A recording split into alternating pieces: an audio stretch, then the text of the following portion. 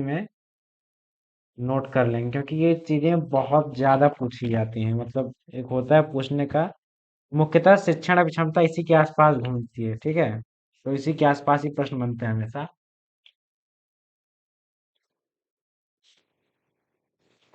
तो हमने अब तक जो पढ़ा, उसके बाद अब कुछ नई चीजें आ रही हैं।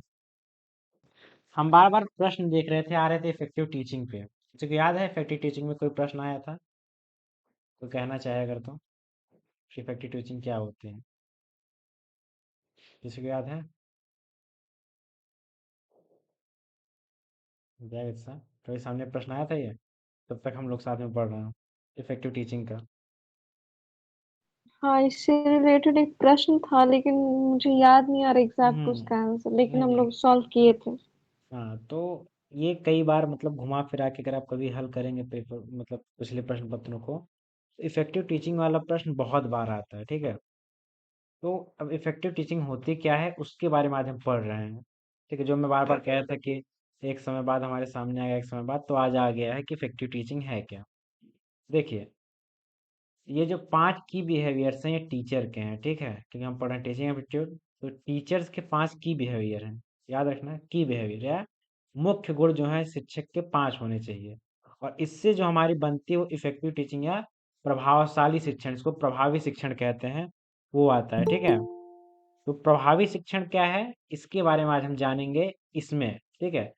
और ये जो मैंने 5 चीजें लिखी हैं, इनको आप कॉपी में कहीं न कहीं लिख लीजिए, क्योंकि बार बार ये चीजें आती रहेंगी। हम लोग जितनी बार मिलेंगे चीजें घुमा फिरा के आएंगे। पहली चीज बहुत आसान है एक अच्छा शिक्षक बनने के लिए, लेसन क्लैरिटी। मतलब आप जो पढ़ा रहे हैं उसमें एक हिसाब से वो चीजें सामने वाले को समझ में आनी चाहिए, एकदम क्लियर होनी चाहिए। समझ रहे हैं कि नहीं आप जो पढ़ा रहे हैं सामने वाला पूरी तरह समझ ले। पहला गुण, ये तो आप सब जानते होंगे, लेकिन आप कॉपी में लिख लीजिएगा। सबसे पहली चीज की बिहेवियर क्या है, लेसन जो आप पढ़ा रहे हैं उसको एकदम सामने वाले को समझ में आ जाए। दूसरा है इंस्ट्रक्शन क्लियरिटी। अब इंस्ट्रक्शन क्या होता है, इंस्ट्रक्शन हमने बात की थी पिछली कक्षा में। अनुदेश। और अनुदेश क्या होता है, किसी को आप कुछ कह रहे हैं, वो भी सही से होना चाहिए। ऐसा नहीं कि आपने सामने वाले को कुछ घर से कह के आने को दिया काम कोई, पर आपने उसको समझाया नहीं कि क्या करके आना है। मान लीजिए मैंने कबीर पे मैंने कुछ लिखने को कहा, मैंने कहा कि अच्छा कुछ लिख के आइएगा। मैंने अगर कुछ लिख के कह दिया तो फिर वो लड़का क्या करेगा? उनका जीवन परिचय लिखिए कि उनकी रचनाओं के बारे में। तो आपको जो कहना है उसमें भी एक मतलब एक होना चाहिए, आप साफ सुथरा कहें। साफ सुथरा पढ़ाएं का क्या मतलब होता है कि आप जो पढ़ाएं सामने वाला समझ जाए। और दूसरा, इंस्ट्रक्शन जो आप दें, जो अनुदेश दें सामने वाले को, जो आदेश दें, वो भी एकदम साफ रखें आप क्या कहना चाहते हैं। इसके बाद चीजें थोड़ी कठिन होती हैं। यहाँ एक शब्द आता है टीचर टास्क ओरिएंटेशन। आप लोगों में से जितने लोगों ने अब तक प्रश्नों को हल किया होगा, कोई कोई बताए किसी के सामने आज तक ये शब्द आया है? आवाज चली गई तुम्हारी। हेलो। हाँ विकास, आवाज नहीं आ रही है।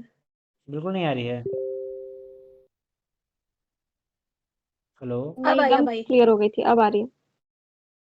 अच्छा अच्छा, जब चली जाए तो बताना, ठीक है। अभी तो आ रही है ना सही? हेलो।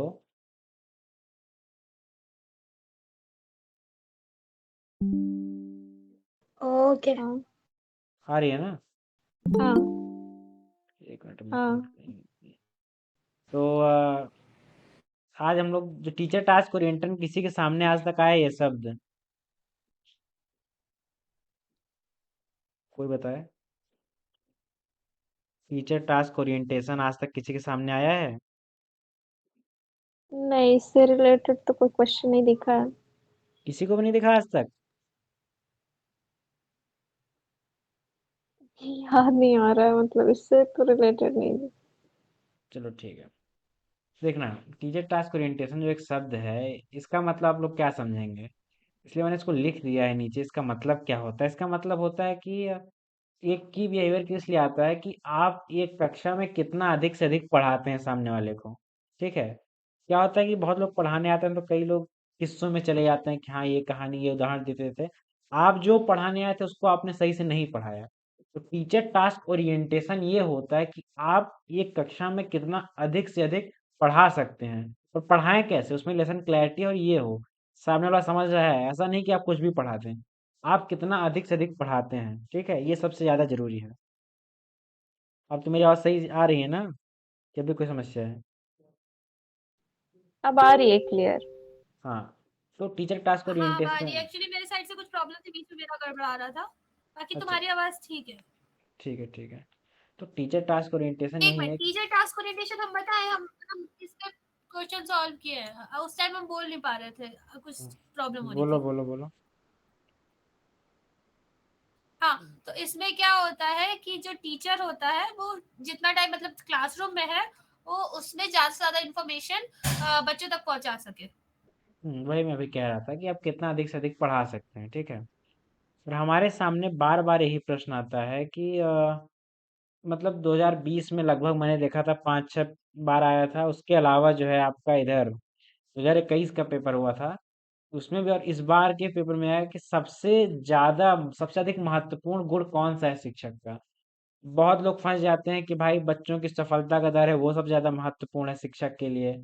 क्या हो कि आपने जिस कक्षा में आप पढ़ा रहे हैं उसमें शायद सामने वाला पढ़ ही ना रहा हो, तो फिर शिक्षक गुण हो ही नहीं सकता वो। इसलिए क्या जरूरी है, सबसे हमेशा याद रखना, मैं कभी पूछूं आपको याद रखना है कि सबसे जरूरी क्या है शिक्षा का गुण। ये है टीचर टास्क ओरिएंटेशन, वो अपने काम को किस तरह कर रहा है, ठीक है? कितना अधिक से अधिक एक कक्षा में सामने वालों को पढ़ा पा रहा है।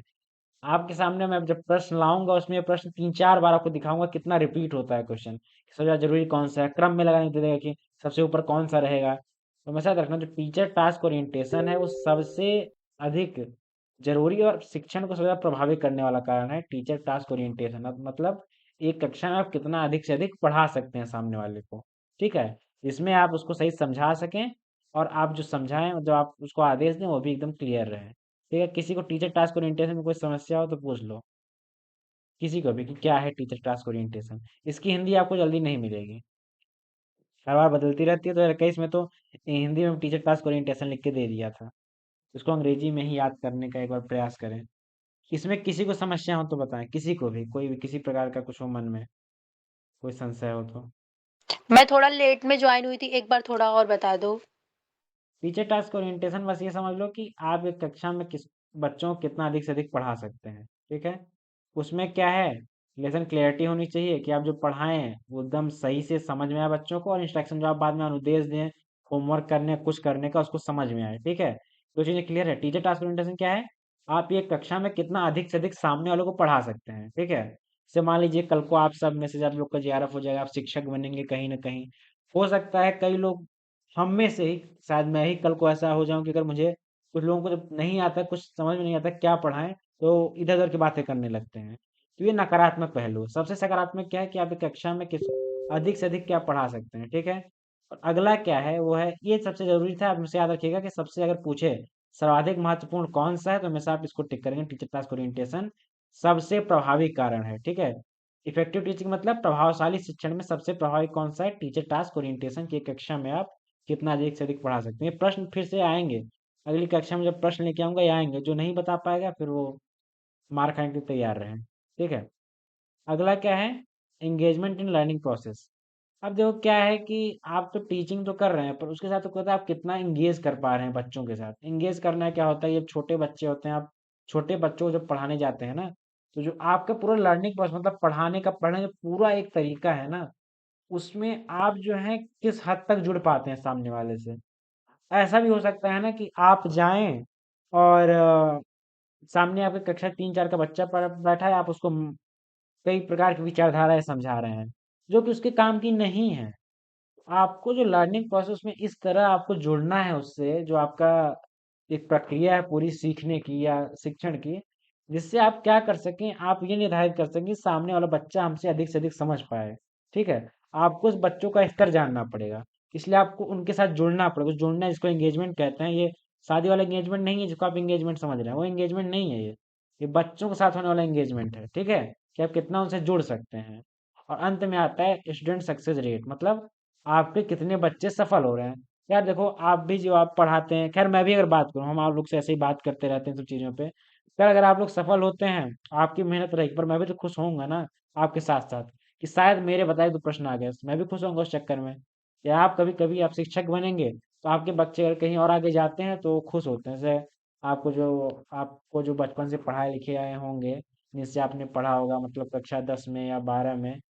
कल को आप जेआरएफ हो जाएंगे, उनके घर जाएंगे, पैरोट छुएंगे, बताएंगे हाँ सर मेरा हो गया है। पता है उनकी आंखों में चमक होती है ना, वही लेके होती है कि हाँ मेरे पढ़ाए बच्चे वहां तक पहुंचे हैं। तो ये चीज होती है कि स्टूडेंट का सक्सेस रेट भी एक अच्छे शिक्षण को दर्शाता है। अगर आप खराब पढ़ाएंगे तो बच्चा वैसे ही सफल नहीं होने वाला, डिमोटिवेट रह के रह जाएगा। ठीक है, इसको आप लोग एक कॉपी में जो पांचों चीजें हैं नोट कर लें। मैं बार बार एक ही चीज पे जोर दे रहा हूँ, जो पांच चीजें हैं इसको नोट कर लें, क्योंकि अगली जो चीज है ना ये भी इसी से मिलती जुलती है, और दोनों में अलग अलग क्या है वो मैं बताऊंगा अभी। ठीक है, पहला क्या है, पांच जो मुख्य उसके गुण हैं, उनके जो पांच मुख्य व्यवहार हैं शिक्षण के, एक प्रभावी शिक्षण बनाने के लिए, एक प्रभावी शिक्षक बनने के लिए, या एक प्रभावी शिक्षण प्रक्रिया के लिए। पहली चीज क्या है उसमें, लेसन क्लैरिटी। आप जो पढ़ा रहे हैं वो सामने वालों को समझ में आ रहा है। अगली चीज क्या है, इंस्ट्रक्शनल क्लियरिटी, मतलब आप जो अनुदेश दे रहे हैं, जो आदेश दे रहे हैं, सामने वाले को होमवर्क दे रहे हैं, कुछ दे रहे हैं, वो सामने वाले को समझ में आ रहा है। अगला है टीचर टास्क ओरिएंटेशन।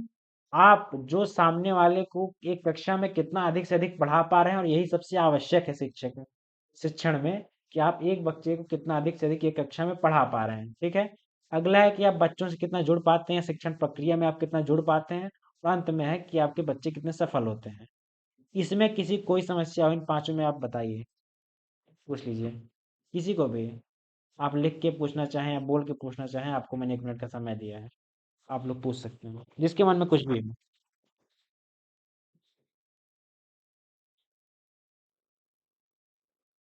क्योंकि कक्षा के अंत अंत में पूछूंगा, जो मैं आज हम जिस पे बात करें उस पर मैं कुछ ना कुछ पूछ सकता हूँ मैं, तो उसके लिए आप लोग तैयार रहें।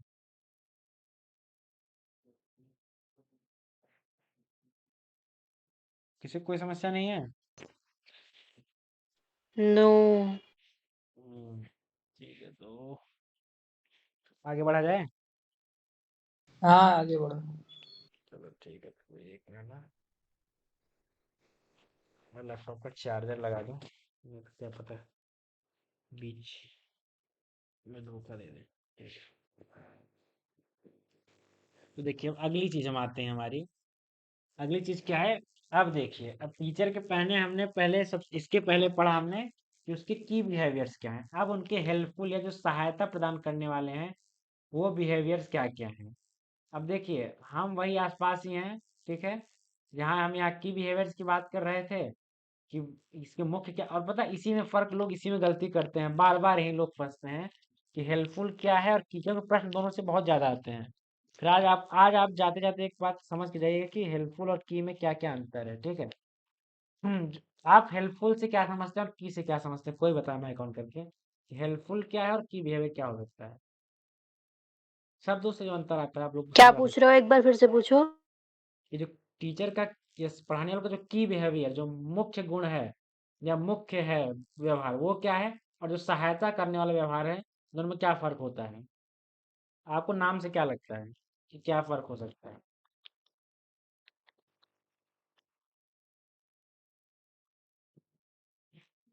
किसी के मन में कुछ है?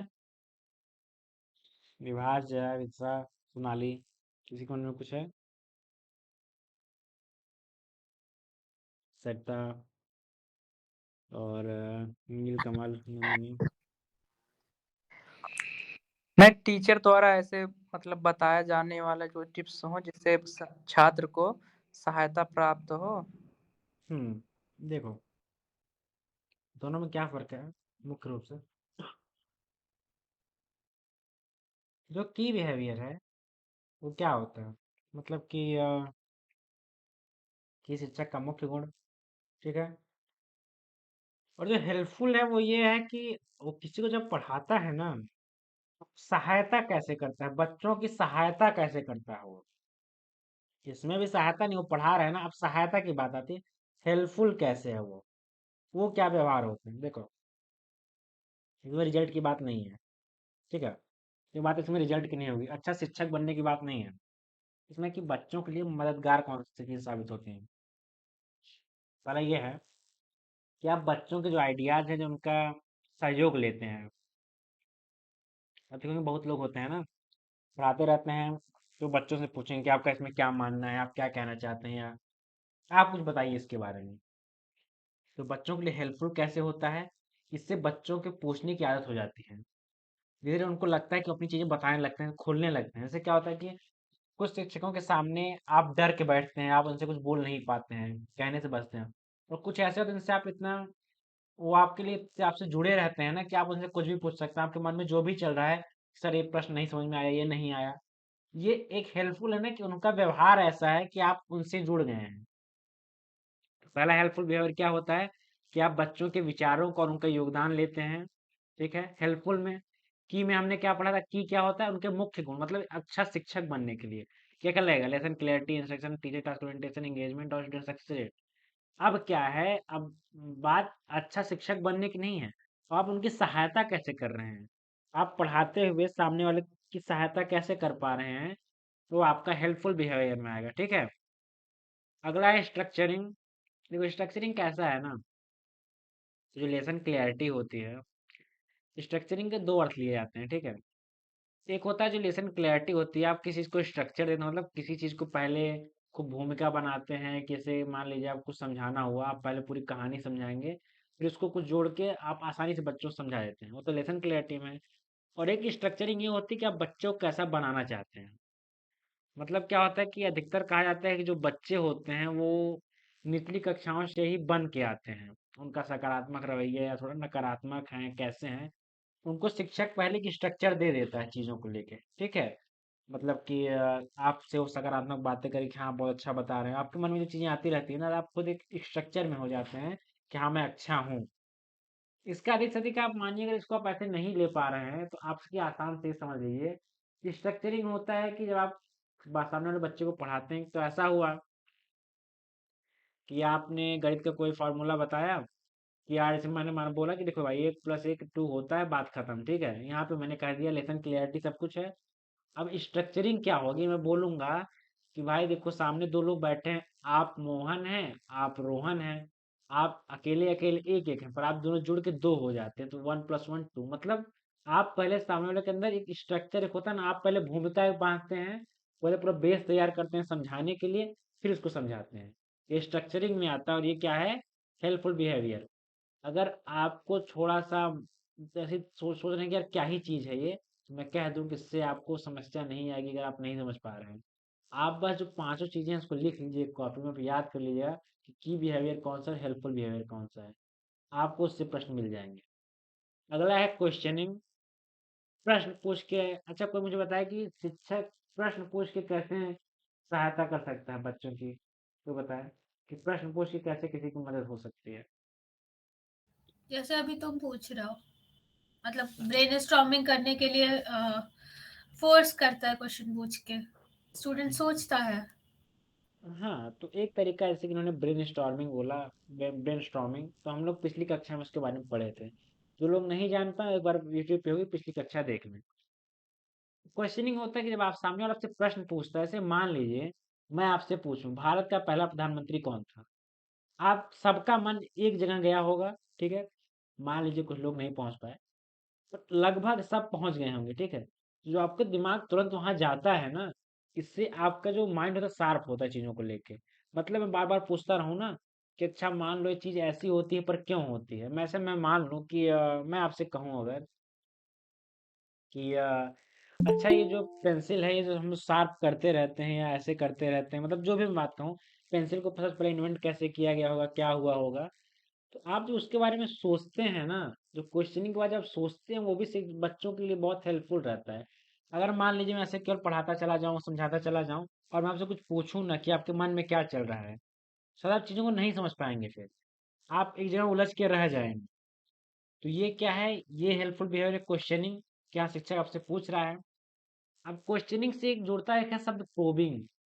अब पता है जो प्रोबिंग शब्द है ना भाई, बहुत जरूरी है, आप लोग हमेशा रखना है, प्रोबिंग शब्द है हेल्पफुल बिहेवियर में, और इससे बहुत ज्यादा प्रश्न आते हैं।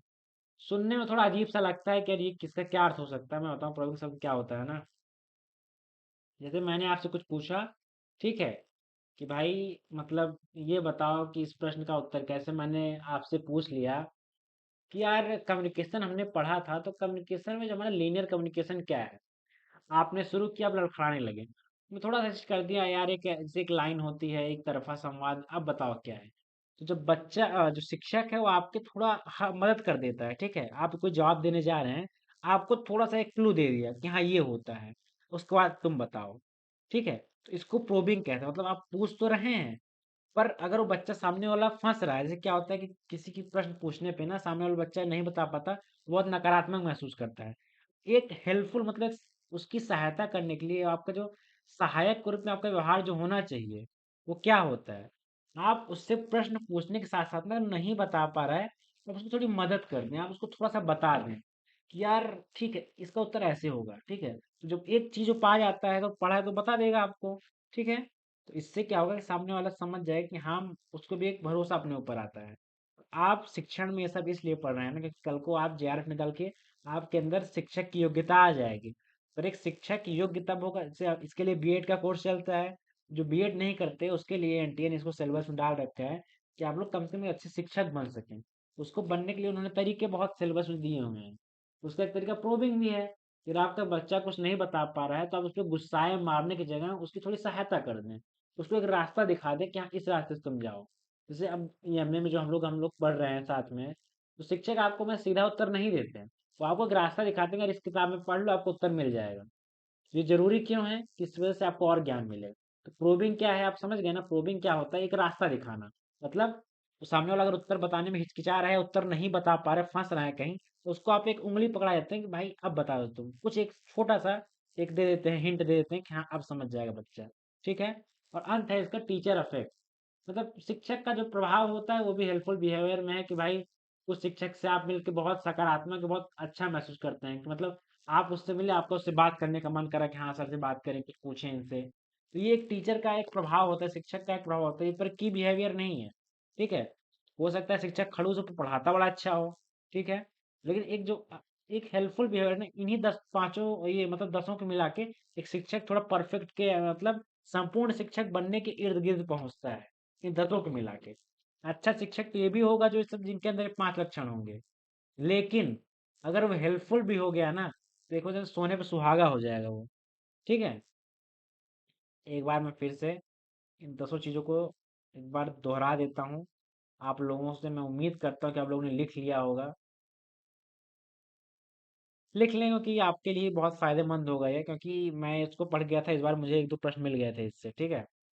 पहली चीज़ जो की बिहेवियर मुख्य मुख्य क्या है इनका मुख्य व्यवहार क्या होता है देखिए मुख्य व्यवहार है ये सहायक व्यवहार है। मुख्य क्या क्या है लेसन क्लैरिटी जो पढ़ा रहा है वो सामने वाले को समझ में आए। दूसरा इंस्ट्रक्शन क्लैरिटी मतलब जो अनुदेश दे रहा है वो समझ में आए। अगला है टीचर टास्क ओरिएंटेशन ये क्या होता है कि आप एक कक्षा में अधिक से अधिक कितना पढ़ा सकते हैं। अगला है एंगेजमेंट इन लर्निंग प्रोसेस आप एक कक्षा में कितना अधिक से अधिक जुड़ सकते हैं।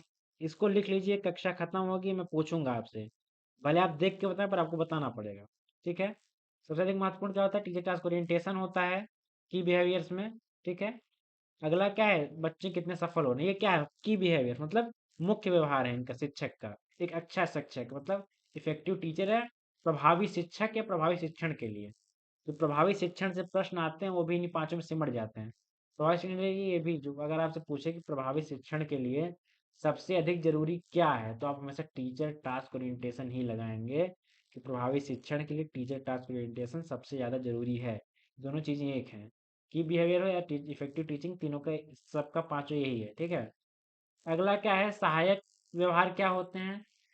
सहायक व्यवहार होता है सबसे पहले using student idea and contributions मतलब आप बच्चों की सहायता लेते हैं मतलब बच्चों की सहायता लेने का मतलब क्या है आप बच्चों के जो विचार हैं उनको सुनते हैं उनसे चीज़ों को बनाते हैं। अगला है स्ट्रक्चरिंग आप कोई बताने के पहले एक उनके मन में एक पूरी कहानी लाते हैं इससे उनके लिए चीज़ें आसान हो जाए कि स्ट्रक्चर देते हैं।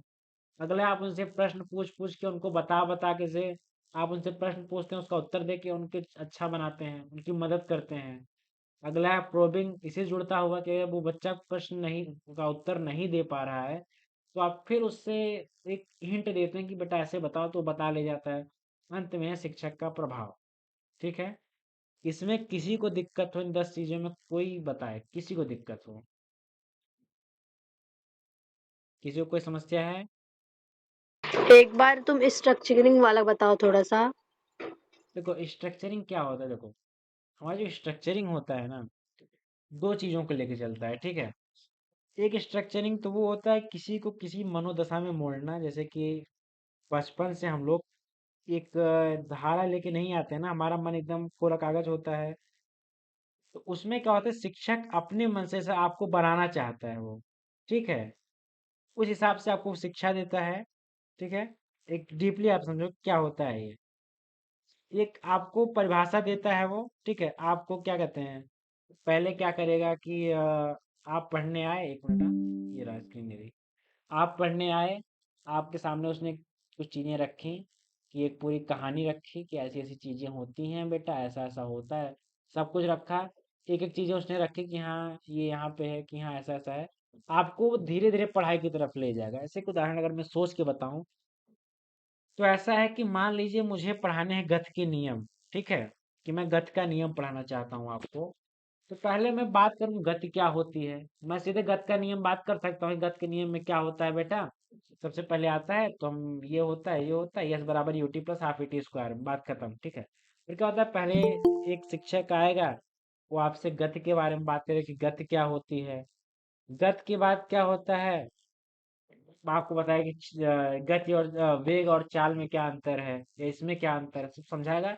आपके अंदर पहले एक भूमिका पूरी आपकी तैयार करेगा, मतलब एक स्ट्रक्चर देगा आपको, कि जितने उसकी जरूरी चीजें सब आपके सामने रख देगा। फिर आपको अंत में वो समझाए कि ये मैं किस लिए समझा रहा था। तब आपको शायद ज्यादा बेहतर समझ में आए, ठीक है। मतलब मान लीजिए अगर मैं अगर आप श्रद्धा क्लास की हो, तो पहले मैम कबीर को नहीं समझाती। आपने अंतिम बार श्रद्धा में कक्षा की थी, जो श्रद्धा मैम ने बुधवार को पढ़ाया था, बुधवार को। ये बोल सकते हैं जैसे क्लास में पढ़ाने से पहले उस टॉपिक पे एक भूमिका तैयार करना। हाँ, वही मैं बार-बार कर रहा हूँ। तुमने पिछली बार श्रद्धा की क्लास की थी क्या? श्रद्धा मैम ने पढ़ाया था। हाँ, लिए थे। हाँ, तो जो विदिशा मतलब जो अगर तुम लोग को याद होगा सबको, मैम पहले क्या किए थे जब उनको पद पढ़ाना था, उन्होंने पहले शरीर में जो होते हैं सारे, जितने आपके जो कुंडलियाँ है, सब कुछ समझाया उन्होंने, क्या-क्या होता है। पहले उन्होंने आधा घंटा समझाने में दिया, आधे घंटे से ज़्यादा है। ये उनकी स्ट्रक्चरिंग थी कि आपके मन में उन्होंने पहले विचार लाए कि ये सब होते क्या हैं। फिर उन्होंने कबीरदास का पद समझाया, तो आपको ज़्यादा बेहतर समझ में आया। आप समझ में आया कि स्ट्रक्चरिंग क्या होती है, कि आप सामने वाले को हाँ कैसे हाँ, आ ढालते गया। हैं। तो विदिशा तुम समझ पाई क्या समझाया मैंने, कि स्ट्रक्चरिंग क्या होती है। विदिशा जया, की स्ट्रक्चरिंग क्या होती है। पहले आप हाँ, सामने वाले को समझाते हैं कि यार इसके बारे में क्या है, उसके बाद उस बात तक आते हैं, ठीक है। तो इसमें किसी कोई समस्या है, किसी के मन में कोई प्रश्न हो।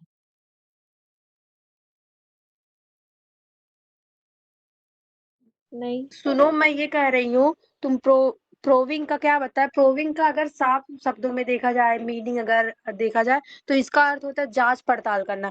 तो इसमें ये नहीं समझ में आ रहा ना इसका ना तो। ना ना, फिर तुम हाँ हिंदी हिंदी अनुवाद पे चली गई।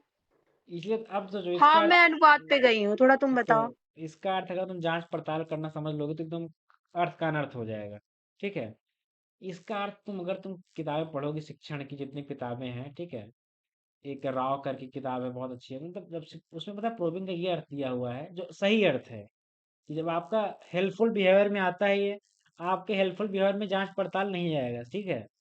आप जांच पड़ताल क्वेश्चनिंग, ये इसमें क्वेश्चनिंग में आ सकता है। प्रोबिंग क्या होता है, ये प्रोबिंग तो हो होता है, सकता है ना कि जांच पड़ताल इसमें भी हो सकता है कि टीचर ने जो पढ़ाया फिर इसके बाद वो क्वेश्चन पूछे कि वो बच्चे ने कितना तब तो वो तब गेन तो किया है। तब तो वो क्वेश्चनिंग में आ जाएगा ना।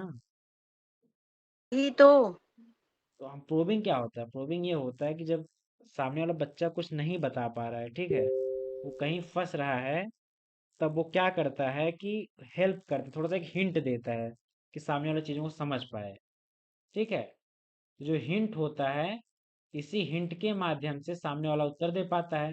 तो वो प्रोबिंग में आता है कि आप सामने वाले की मदद कर रहे हैं, ठीक है। जांच पड़ताल तो क्वेश्चनिंग में चला जाएगा। प्रोबिंग वो होता है कि आप सामने वाले की मदद कैसे कर रहे हैं। अगर वो उत्तर देने में लड़खड़ा रहा है, तो आप उसको कुछ ऐसा ही समझा के निकल जाते हैं। मतलब आपने एक हल्का सा हिंट दे दिया ना, जैसे मान लीजिए कबीर के बारे में बता रहा है, तो अरे आपने मुझे याद आ गया, समझ में आ गया, जैसे आज सत्य प्रकाश सर बता रहे थे हेल्प करने वाला।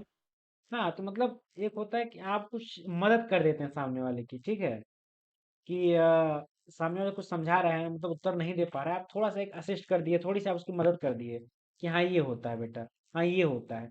छोटी छोटी चीजें बता के बच्चा, थोड़ी थोड़ी चीजें पकड़ के बच्चा बताने लगता है चीज, मतलब उत्तर। तो यही होता है प्रोबिंग, ठीक है, क्वेश्चनिंग और प्रोबिंग। जांच पड़ताल करना कभी भी प्रोबिंग नहीं होता। इसलिए मैं बार बार आपको जोर देता हूँ कि हिंदी अनुवाद में मत जाइए। प्रोबिंग का कोई अनुवाद बना ही नहीं है आज तक। तो एनटीए को जो मन करता है वो डाल देता है अपने हिसाब से। गूगल पे आपको यही मिलेगा। तो एक गलत अर्थ है उसका, जांच पड़ताल करना नहीं होता है।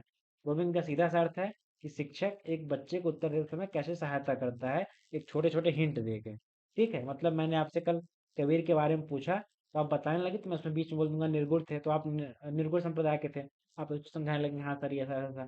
फिर मैं बोल दूंगा कि इन्होंने ये लिखा, साखी लिखा, तो आप उस पर शुरू कर देंगे। तो थोड़ी थोड़ी सहायता को प्रोबिंग कहते हैं। ठीक है, क्वेश्चन पूछते टाइम उसको थोड़ा थोड़ा हिंट देना।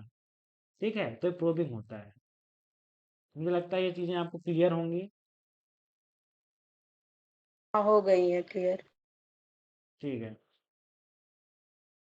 तो आज पहले एक अंतिम अंतिम थ्योरी है, कॉग्निटिव है, जीन पियाजेट की। ठीक है, जीन पियाजेट एक क्या कहते हैं, मनोविश्लेषणवादी, मनोविश्लेषणवादी नहीं कह सकते, मनोवैज्ञानिक थे, माफ कीजिएगा। मनोवैज्ञानिक, तो उन्होंने मन पे थोड़ा काम किया, दिमाग दिमाग पे। ठीक है, आपकी बिहेवियर्स और हेल्पफुल बिहेवियर से जब थोड़ा उसके सदमे से बाहर आए हो, तो आप एक बार इसको देख लें। आज हम इस पे अंतिम, देखिए मैं दो छोटी छोटी चीजें लेके चल रहा हूँ आपके साथ। मैं आपसे उम्मीद करता हूँ जो एक दिन का गैप मिलता है आप इन चीजों को लिख के समझ लेंगे, मैं आपसे उम्मीद करता हूँ कि आप ऐसा कृपया करके करें। उससे आपको बहुत मदद मिलेगी, मैं कह रहा हूँ बहुत ज्यादा मदद मिलेगी आपको। ठीक है, तो मैं बात करता हूँ इसके बारे में कि क्या होता है, जीन पियाजेट ने क्या थ्योरी दी है। ठीक है, ये हिंदी में मत ढूंढना है, ये हिंदी में आप लोग को नहीं मिलेगा, आप फंस जाएंगे। ठीक है, जीन पियाजेट एक मनोवैज्ञानिक थे। ठीक है, वो कहते हैं कि चार अवस्थाएं होती हैं हमारी। ठीक है, चार अवस्थाएं होती हैं, चार अवस्थाओं की बात करते हैं वो। एक होता है सेंसरी मोटर। ठीक है, एक होता है प्री ऑपरेशनल, एक होता है कंक्रीट ऑपरेशनल, एक होता है फॉर्मल ऑपरेशनल। ठीक है, शब्दों को लिख के, इसको लिख के याद कर लेना, मैं हाथ जोड़ता हूँ, लिख के याद कर लेना। इससे हर साल प्रश्न आते हैं और लोग पता नहीं कैसे गलत करके हर बार आ जाते हैं इसको। बहुत सीधी सीधी बातें हैं इसमें। ठीक है, सबसे पहला आता है सेंसरी मोटर। सेंसरी आप क्या, सेंस, इसमें सेंस आना, धीरे धीरे जब बच्चा पैदा होता है, मतलब पहले दिन से 2 साल तक बच्चा सेंसरी मोटर में रहता है। ठीक है, वो क्या चीजों को देख के और पहचानना सीखता है, जैसे ये मम्मी है, ये पापा है, ये कुर्सी है, ये मेज है। वो धीरे धीरे चीजों को समझता है, ऑब्जेक्ट्स को समझता है। उसके मन में भी कोई विचारधारा, कोई बड़ी बातें नहीं आ रही हैं, अभी वो सीख रहा है। जीन पियाजेट कहते हैं कि सबसे पहली जो अवस्था होती है वो सेंसरी मोटर की होती है। मतलब बच्चा सबसे पहले सीखता है चीजों को, क्या, वस्तुओं को, भौतिक चीजों के बारे में। वो परम सत्ता भगवान के पास नहीं जा रहा है, पहले भौतिक चीजों को देख के समझ रहा है कि कौन सी क्या है। ठीक है, इसलिए देखो जब छोटा बच्चा होता है ना, वो आग से नहीं डरता, आग में जाना चाहता है, उसको अच्छी लगती है, क्यों? अभी उसने समझा नहीं, उसकी सेंसेस जो होती है उसके, उन्होंने समझा नहीं कि आग हमारे लिए नुकसानदायक है। ठीक है, सेंसरी मोटर हो गया ये। 2 साल तक के बच्चों में आता है, याद रखना, सेंसरी मोटर सेंस से है। ठीक है, अब देखो तीन ऑपरेशनल है, सबसे ज्यादा प्री ऑपरेशनल। मतलब प्री ऑपरेशनल क्या होता है, 2 से 7 साल तक के बच्चे। ठीक है, अब बच्चा 2 साल से ज्यादा बड़ा हुआ, अब उसके अंदर भाषा का विकास होगा, मम्मी पापा बोलना, तुतरा के बोलना, धीरे तुतला के बोलना सीखेगा। धीरे धीरे उसकी बोलने का तरीका, और 7 साल तक वो अच्छी तरीके से बोलने लगता है। उसके अंदर अब एक याददाश्त, देखो दो, अच्छा किसी को याद है कि इसमें से जो बोल सके, जब 2 साल तक था उसने क्या क्या किया था? किसी को भी याद है? जब वो 2 साल तक का था, 0 से 2 साल तक का था, किसी को याद है, किसी को भी याद है कि उसने क्या किया था? कोई इस कक्षा में है ऐसा महानुभाव? बस मम्मी पापा जाना था वो। हाँ, मम्मी पापा जानता है वो नहीं, आपको कुछ याद है कि आपने उस समय क्या किया था? तो अपने कर्मों को किसी बक को याद कुछ है? नहीं याद है पागल, 2 साल का किसको याद रहेगा। तो यही चीज है, सेंसरी मोटर यही चीज कहती है कि जो ज्ञान बैज की, आप उस समय चीजों को याद नहीं कर पाते। आपको मेमोरी, जो आपकी याददाश्त आती है वो 2 साल के बाद, मतलब 2 साल से लेकर 7 साल के बीच आपके अंदर एक मेमोरी, एक याददाश्त का विकास होता है। हम कहते हैं ना कि बच्चे को 5 साल के बाद पढ़ने भेजना चाहिए, क्यों नहीं? पैदा होते मन पढ़ने के लिए भेज दें, तो बेटा हमारा 10 साल का हो तो कक्षा 10 में पहुंच जाएगा, क्यों नहीं? क्योंकि उस समय तक आपकी जो याददाश्त होता है उसका विकास नहीं होता है। आपका याददाश्त से मेमोरी कब आती है? जब आप जो हैं 2 से 7 साल के बीच में रहते हैं। ठीक है, तब आपको याददाश्त मिलती है। ठीक है, अब उसके बाद आपके सामने आता है इमेजिनेशन। आप चीज़ों को इमेजिन या उसकी कल्पना करने लगते हैं। सब क्या था, जब छोटे बच्चे रहते हैं, आप 7 साल तक कक्षा मतलब कि आप कक्षा 2-3 तक रहते हैं, तो आप सोचते हैं कि हम बड़े होके ये बनेंगे, वो बनेंगे, ऐसे हवाई जहाज़ उड़ाएँगे। आपके अंदर एक इमेजिनेशन आने लगते हैं, ठीक है? कि यार हाँ, हम ये करेंगे, वो करेंगे, ठीक है? और आपको मैं एक बात बता दूँ, सबसे ज़्यादा प्रश्न जो पूछे जाते हैं, वो प्री ऑपरेशनल से पूछे जाते हैं। और सबसे ज़्यादा मैं जो फॉलोइंग जो लोग गलती करते हैं, वो प्री ऑपरेशनल में गलती करते हैं, ठीक है? आपसे लगभग 6-7 बार पूछा जा चुका है 2021 में ही। आपसे पूछता है कि सेंसरी मोटर कितने साल तक होता है, प्री ऑपरेशनल कितने साल तक होता है, कंक्रीट ऑपरेशनल और फॉर्मल ऑपरेशनल कितने साल तक होता है, ठीक है? ये लोग ये भी गलत कर देते हैं और गलत कर देते हैं कि पूछता है उसमें कि लैंग्वेज का विकास, भाषा का विकास किस फेज में होता है या किस चरण में होता है, मेमोरी कब आती है, इमेजिनेशन कल्पना कब आती है, ईगोसेंट्रिक। अच्छा, कोई जानता है ईगोसेंट्रिक क्या होता है? ईगोसेंट्रिक क्या होता है? कोई बताए? ईगो, ईगो से वो आप क्या जिद समझ? करने वाला जो एक होता है बच्चों में। हाँ, जिद्दी डेवलपमेंट लड़का। ऑफ पर्सनालिटी होता है एगोसेंट्रिक। जिद के साथ साथ एक घमंड से शायद उसको जोड़ सकते हैं, ठीक है? कि वो बच्चा अपने ऊपर एक अहम रखते थे, जो छोटे बच्चे होते हैं 2-7 साल तक ना, उस पर आप कह रहे हैं कि वो मतलब कि वो भी आपके पापा हैं, ठीक है? कोई और उसको पापा का तो जाके लड़ने लगता है बच्चा, कह रहा है "अरे, ऐसे मेरे पापा कैसे पापा कह दिए", ठीक है? या वो एक सब उसके अंदर एक वो होता है, चीजें होती है ना, आपको एक खैर अब एक जल्दी लेख आया था ना, जो ईगो वाली चीज है ना, वो लगभग 30-35 साल तक चलती रहती है लोगों के अंदर। क्योंकि होता है ना, पैसे घमंड, किसी चीज का घमंड हो जाए, ईगो जो होता है ना, ईगो कहते हैं ना, मेरा ईगो हर्ट हो गया। वो ईगो तो 7 साल तक होना चाहिए, एक अच्छे एक स्वस्थ मन उसमें, जो मानसिक रूप से स्वस्थ है, उसके अंदर ईगो 7 साल बाद पैसे का, कपड़े के पीछे घमंड नहीं रहना चाहिए, ठीक है? लेकिन ये ईगो सेंट्रिक अब थोड़ा बढ़ गया है। मैं अभी इस पे बात अंत में करूंगा, आपका विचार भी जानूंगा। ईगो सेंट्रिक क्या होता है कि अपनी चीजों को लेकर थोड़ा ज्यादा पॉजिटिव रहने वाला, अपनी चीजों को लेकर थोड़ा बहुत ज्यादा सोचने वाला। ये किसमें ईगो सेंट्रिक आपसे पूछे, तो आप लोग को हमेशा प्री ऑपरेशन लगाना है। और अंतिम में सिंबॉलिक थॉट। सिंबॉलिक थॉट पता है क्या होता है? सिंबल्स हम जानते हैं, सिंबल्स चिन्ह होते हैं। अब चिन्हों का विचार क्या होता है, इसके बारे में आपको बहुत सारे विचार मिल जाएंगे, सिंबलिक थॉट क्या होते हैं। आप मोटा मोटा समझिए, सिंबलिक थॉट ये होते हैं कि एक होते हैं सतही विचार। सतही विचार मतलब कि मेरा दोस्त है, मेरा दोस्त नहीं है, मैं आगे चल के ये करूंगा, ये नहीं करूंगा, ऐसे इमेजिनेशन नहीं है। एक सतही आपके मन में विचार आते हैं। आप ये नहीं सोचोगे कि कबीर के अंदर रहस्यवाद है, ये है, वो है। आप भी बस कबीर को जान के उनका जन्म याद करेंगे। आप क्या सोच सकते हैं कि मैं, अच्छा कबीर ऐसे दिखते होंगे, वो करते होंगे। अच्छा, आपके मन में अब आता है क्या कबीर कैसे दिखते होंगे, दाढ़ी मूछ रखते हैं, नहीं रखते? अब ये नहीं आता। एक प्री ऑपरेशनल लेवल पे आता है, ये सिंबॉलिक थॉट चलते हैं। वहीं जैसे आप कंक्रीट में पहुंचते हैं, कंक्रीट ऑपरेशन 7 से 11 साल का चरण होता है। 4 साल चरण में इसमें क्या होता है, 11 में आप कक्षा 5 पार करते हैं। अब आपके मन में ऑपरेशनल थॉट आते हैं, मतलब अब आप थोड़ी धीरे धीरे विचारशील होते जाते हैं, ठीक है? विचारशील का मतलब अब आपको धीरे धीरे नियम पढ़ाने लगते हैं लोग। गणित के नियम पढ़ाएंगे, विज्ञान। अब विज्ञान आपको कक्षा 5 तक ज्यादा विस्तृत नहीं दिखेगा। जब आप कक्षा 6-7 में आते हो, तो आपको विज्ञान एक बड़े रूप में दिखता है कि हाँ, विज्ञान का ये प्रयोग है, ये कीटनाशक का प्रयोग है। अब धीरे धीरे आप जब बड़े हो गए हैं, तो आप कंक्रीट ऑपरेशनल मतलब अब आप चीजों को समझना शुरू कर दिए हैं। ये आपके अंदर ऑपरेशनल थॉट आता है, ठीक है? ये आपसे ऑपरेशनल थॉट जब पूछेगा, आपको यही शब्द मिलेगा।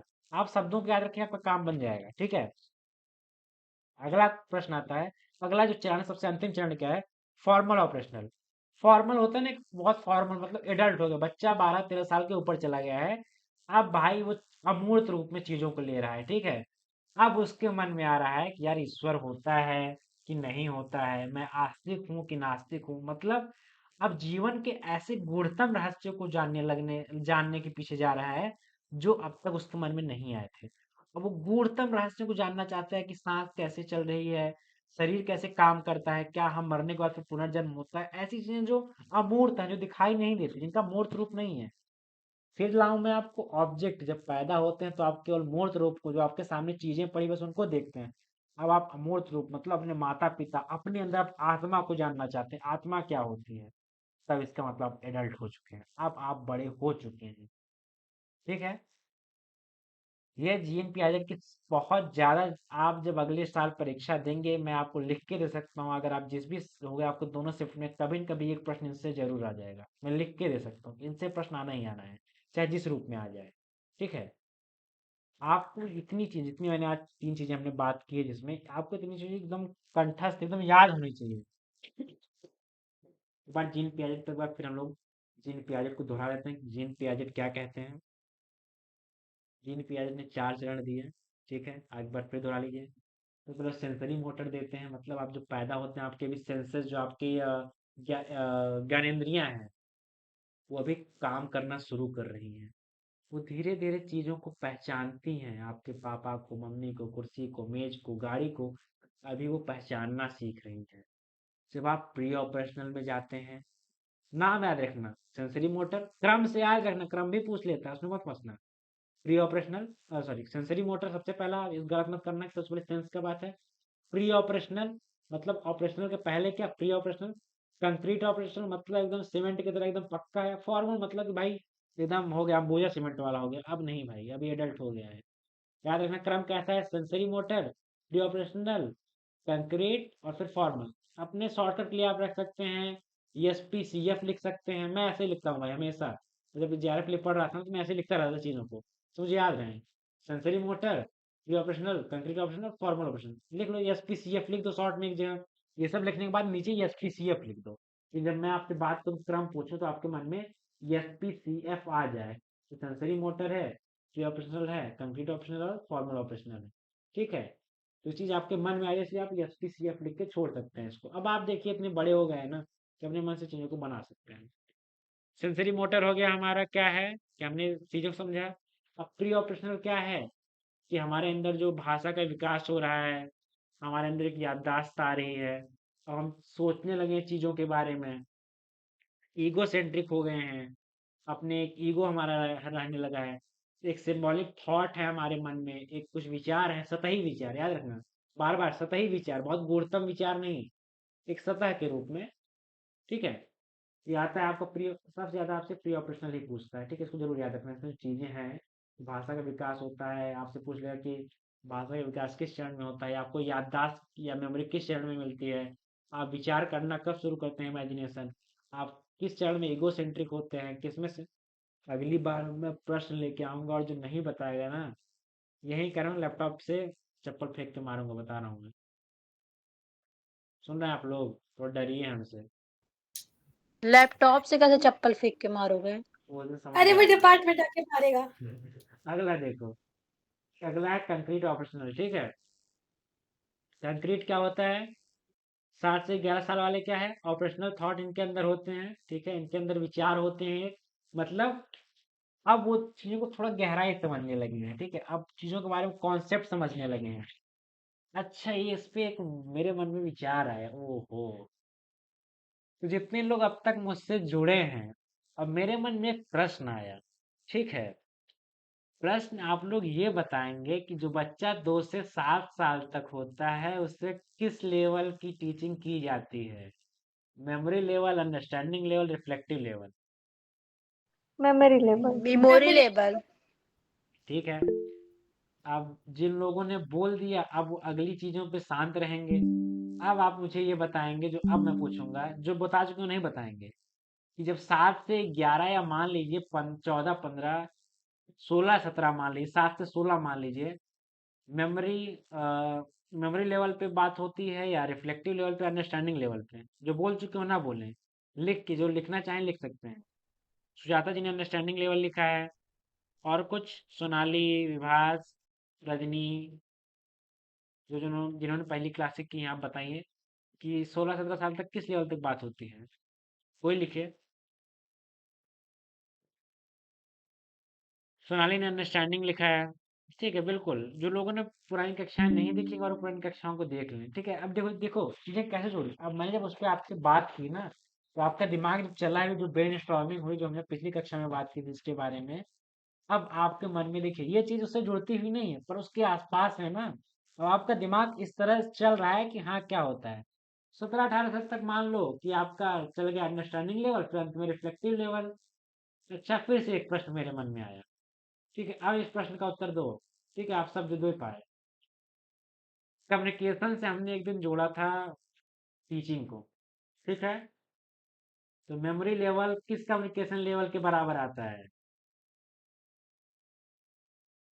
लीनियर, इंटरेक्शनल या लीनियर ट्रांजेक्शनल? लीनियर पे आता है, Linear. लीनियर पे।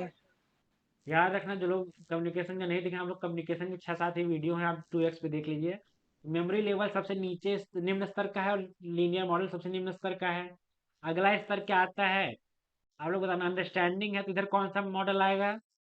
अंडरस्टैंडिंग के साथ साथ कौन सा मॉडल था अंडरस्टैंडिंग के साथ साथ? इंटरेक्शनल की ट्रांजेक्शनल? Transactional.